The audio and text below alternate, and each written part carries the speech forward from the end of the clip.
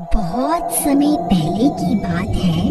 एक चुड़ैल ने एक गांव पर हमला कर दिया था।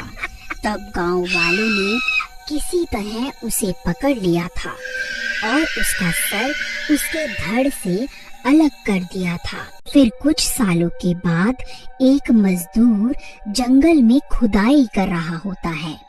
तभी खुदाई करते करते उसे कुछ बाल दिखाई देते हैं। अरे मर गया रे, ये क्या चीज है? ये तो किसी का सर है। हाय रे, अब क्या करूं?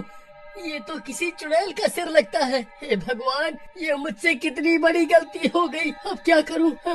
एक काम करता हूँ। खिड़की के पास रखकर सोने चला जाता है। फिर आधी रात होते ही उसमें जान आ जाती है। आखिरकार मैं आजाद हो ही गई।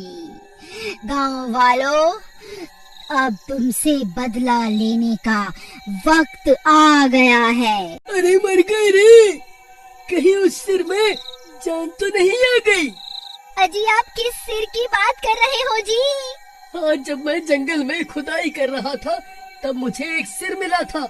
मैं उसे घर ले आया, सोचा था सरपंच को सौंप दूंगा, लेकिन रात हो गई। तभी वह सिर उनके कमरे में आ जाता है।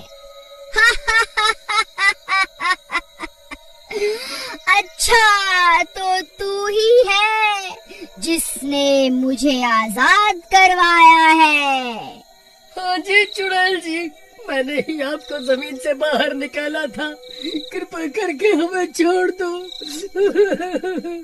ठीक है, तेरी वजह से ही मैं आजाद हुई हूँ, इसलिए तुझे छोड़ रही हूँ। अरे मर गए रे, अब क्या करूँ? नहीं नहीं चुड़ैल जी, मैं ऐसा नहीं कर सकता।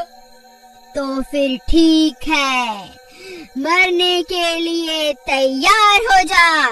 मैं सबसे पहले तेरी पत्नी का सिर खाऊंगी, फिर इसके धड़ पर अपना सर जोड़ूंगी। अरे मर गई रे। नहीं नहीं चुड़ैल जी, कृपा करके रुक जाओ। अजी जल्दी जंगल जाओ और इस चुड़ैल का धड़ खोद कर इसे दे दो, नहीं तो ये मेरी जान ले लेगी। फिर वह कटा हुआ सिर और गोपी आधी रात को जंगल की ओर चल देती हैं। फिर उसी जगह पहुंचकर धड़ की तलाश शुरू कर देता है।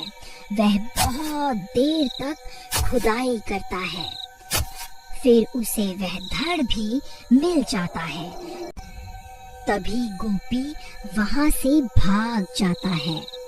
फिर वह कटा हुआ सर उस गड्ढे में चला जाता है और देखते ही देखते पूरी की पूरी चुड़ैल गड्ढे से बाहर निकल आती है। गाँव वालों, अब मरने के लिए तैयार हो जाओ, मैं किसी को नहीं छोड़ूंगी।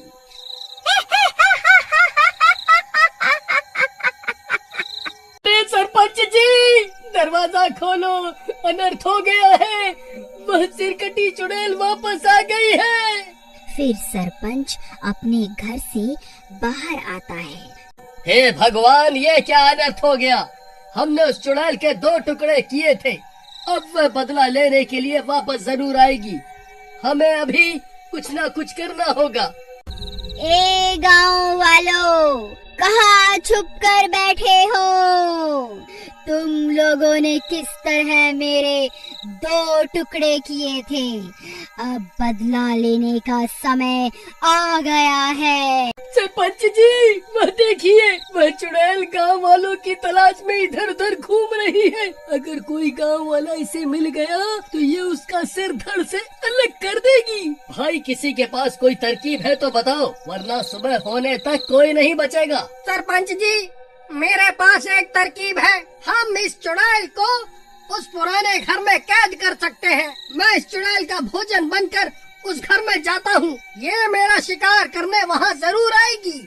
ए चुड़ैल, देख, तेरा काल यहाँ खड़ा है। मैंने ही तेरे 2 टुकड़े किए थे, इतनी जल्दी भूल गई क्या? रुक, तुझे अभी बताती हूँ।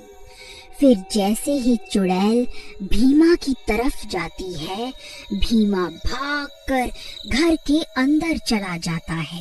भीमा भाई, तुम घबराओ मत। जैसे ही चुड़ैल तुम्हारे करीब आएगी, हम तुम्हें ऊपर खींच लेंगे। फिर चुड़ैल भी भीमा का पीछा करते करते उस घर में घुस जाती है। अब मुझसे बचकर कहाँ जाएगा मूर्ख। फिर तीनों लकड़ी की मदद से छत का छेद बंद कर देते हैं और सरपंच घर का दरवाजा भी बाहर से बंद कर देता है ताकि वह चुड़ैल घर से बाहर ना निकल पाए। फिर वह चुड़ैल उस घर में कैद हो जाती है। ए मूर्ख गांव वालों, तुम्हें क्या लगता है तुम मुझे इस घर में कैद कर लोगे? भाइयों, मुझे लगता है हम ज्यादा देर तक इस चुड़ैल को कैद नहीं कर पाएंगे। सरपंच जी, बस थोड़ी देर में सूरज निकलने ही वाला है। हमें थोड़ी देर तक इस चुड़ैल को इसी घर में रोक के रखना होगा। फिर चुड़ैल जोर जोर से दरवाजा पीटने लगती है। तभी दिन हो जाता है और आकाश में सूरज निकल आता है। फिर गोपी छत पे रखी लकड़ी को भी हटा देता है ताकि सूरज की रोशनी अंदर जा सके।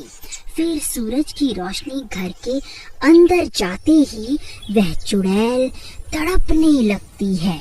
ए गांव वालों, तुमने फिर से मुझे धोखे से इस घर में फंसा लिया। ये तुमने अच्छा नहीं किया। अरे मर गई रे, हाय हाय मर गई रे। ये सूरज तो मुझे जलाकर ही दम लेगा। फिर देखते ही देखते वह चुड़ैल जलकर राख हो जाती है और एक बार फिर गांव वालों की एकता की वजह से लोग चुड़ैल से छुटकारा पा लेते हैं।